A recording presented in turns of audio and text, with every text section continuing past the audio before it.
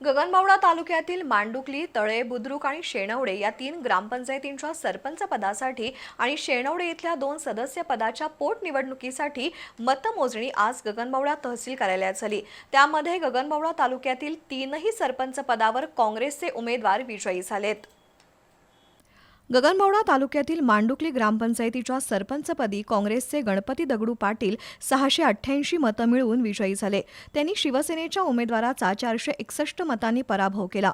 तर सर्वांचं लक्ष लागून राहिलेल्या शेणवडे ग्रामपंचायत सरपंचपदासाठी काँग्रेसच्या संपदा प्रकाश पाटील या 258 मतं मिळवून विजयी झाल्या।